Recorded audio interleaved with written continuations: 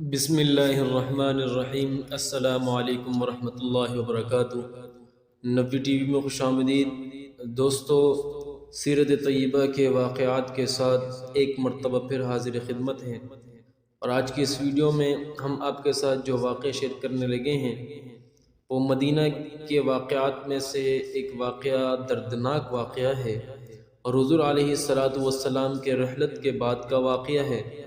اور اس واقعے کے اندر ایک معجزے کا تذکرہ بھی ہے۔ تو آئیے ان تمام چیزوں کو جانتے ہیں اس ویڈیو میں۔ انبیاء علیہ السلام کی خصائص میں سے ہے کہ وہ قبروں میں زندہ ہیں اور اپنی قبروں میں حقیقتاً نماز ادا فرماتے ہیں، جیسا کہ شب معراج نبی صلی اللہ علیہ وسلم نے حضرت موسیٰ علیہ السلام کو دیکھا، وہ اپنی قبر میں نماز پڑھ رہے تھے۔ چنانچہ حضرت انس بن مالک رضی اللہ عنہ سے روایت ہے، فرماتے ہیں میں موسیٰ علیہ السلام کے پاس سے گزرا تو اپنی قبر پہ نماز ادا فرما رہے تھے۔ دوسری جگہ حضرت انس رضی اللہ عنہ صحیح روایت ہے کہ حضور اکرم صلی اللہ علیہ وسلم نے فرمایا انبیاء علیہ السلام قبروں میں زندہ ہیں اور وہ نماز ادا فرماتے ہیں۔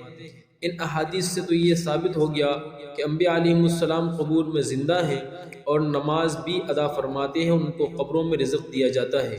یہ بات تمام انبیاء علیہ السلام کی خصائص سے ہے۔ ہمارے آقا علیہ السلام تو انبیاء کے بھی سرور ہیں، وہ تو بدرجہ اولیٰ ان خصائص سے متصف ہیں۔ چنانچہ اس کی وضاحت سعید بن مسیب رضی اللہ عنہ یوں فرماتے ہیں، واقعہ کربلا کے بعد جب یزید کو یہ خبر ملی کہ اہل مدینہ نے اس کی بیعت کو اعلانیہ مسخ کر دیا ہے، یعنی اس کی بیعت قبول نہیں کی، تو اس نے اہل مدینہ کو بیعت پر مجبور کرنے کے لیے مسلم بن عقبہ کی قیادت میں شامیوں کا ایک بڑا لشکر مدینہ منورہ بھیجا، جس نے حضور پرنور شافع یوم نشور محبوب رب غفور کے شہر اقدس کی حرمت کو پامال کیا، اور اپنے لشکر کو حرم میں ہر قسم کے ظلم، بدکاری، قتل و غارت گری اور ڈاکہ زنی اور لوٹ مار کی اجازت دے دی، جس سے قتل و غارت گری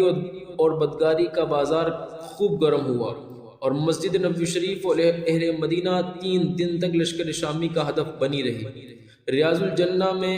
ان ظالموں نے گھوڑے، خچر، اونٹ باندھے، یہاں تک کہ نبی پاک علیہ السلام کے روضہ انور کی بھی بے حرمتی کی، ناپاک جسارت کی گئی۔ اس کے بعد حضرت سعید بن مسیب رضی اللہ عنہ فرماتے ہیں کہ حضرت ابو سعید خدری رضی اللہ عنہ نابینا ہو چکے تھے،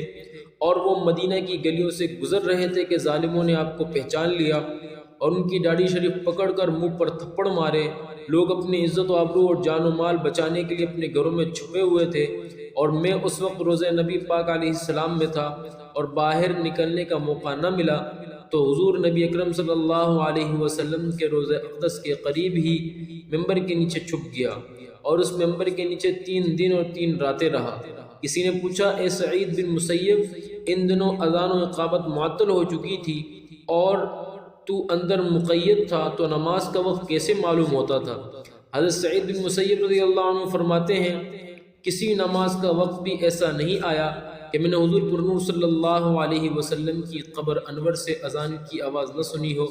دوسری روایت میں ان الفاظ کے ساتھ مروی ہے، میں ایام حرہ کے دوران مسلسل حضور نبی کریم صلی اللہ علیہ وسلم کی قبر انور سے اذان اور اقامت کی آواز سنتا رہا، یہاں تک کہ لوگ اپنے معمول کی طرف واپس لوٹ آئے، یعنی اذان و اقامت شروع ہو گئی۔ دوستو، یہ تھے دل دہلانے والے واقعات کہ واقعہ کربلا کے بعد ایک واقعہ مدینہ منورہ میں ایسا بھی واقع ہوا کہ جس نے مسلمانوں کو بے تحاشا نقصان پہنچایا، اور حرم مدینہ کی بے حرمتی ہوئی، اور حضور علیہ السلام کے روضہ انور کی بھی بے حرمتی کی گئی۔ ان سب کے باوجود بھی حضور علیہ السلام کے روضہ اطہر سے اذان اور اقامت کی آواز آئی کہ جس آواز کو صحابی رسول نے سن کر نماز کی ادائیگی کی۔ دوستو، اگر آپ کو ہماری یہ ویڈیو پسند آئے تو چینل کو لائک اور سبسکرائب کرنا نہ بھولیں، اور بیل آئیکن کو دبائیں، اور اس ویڈیو کو اپنے دوستوں کے ساتھ واٹس ایپ اور فیس بک پر شیئر کریں۔